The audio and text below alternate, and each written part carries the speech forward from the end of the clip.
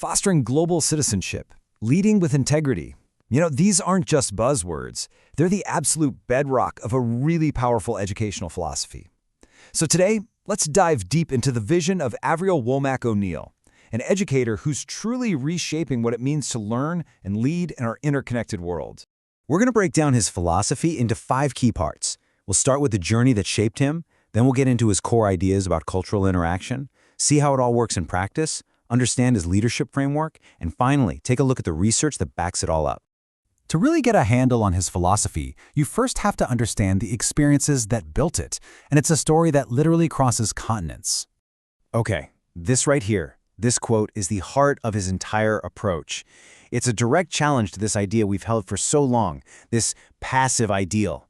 He's basically saying that just putting up with differences, that's not nearly good enough in the world we live in today.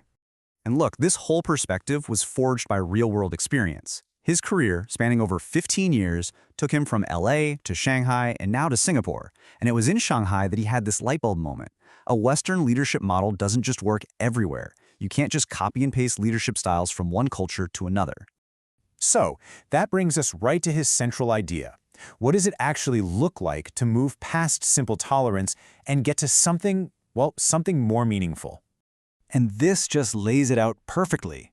Tolerance, it's passive. It's just putting up with something. Honestly, it's a pretty low bar. But active engagement? That's totally different. It's action-oriented. It means you have to genuinely seek to understand, to actually build empathy. It is, no question, a much, much higher standard. And the whole goal of making this shift is to develop what experts call cultural intelligence, or CQ. It's the ability to work and relate effectively, no matter the cultural situation. In the 21st century, that's not just a nice little skill to have, it's absolutely essential. So that all sounds great in theory, right? But how do you actually bring a philosophy like this to life? How do you teach something like cultural intelligence in the real world? Well, you do it with programs like this one, Classrooms Without Walls. And let me be clear, this is not just a field trip. It is a carefully structured approach that puts students right into real-world service learning. It completely breaks down that wall between classroom theory and actual lived experience, and that's how you create true global citizens. Of course, you can't just drop such a game-changing vision into a school and hope for the best. It takes a really specific, really intentional style of leadership to make it all happen. He calls it the 3 A's. It's so simple and powerful. First, you anchor. Know your core values. Know who you are. Second, you adapt. You gotta have the flexibility to thrive in new cultures. And then, once you have that foundation, you can advance the whole community forward with real purpose and transparency. And the most important part of that advanced step is a concept he calls radical visibility. See, this isn't about top-down leadership at all. It's about making parents and students actual co-authors of the school's story. It's this collaborative, open way of doing things that builds an incredible amount of trust. And here's maybe the best part.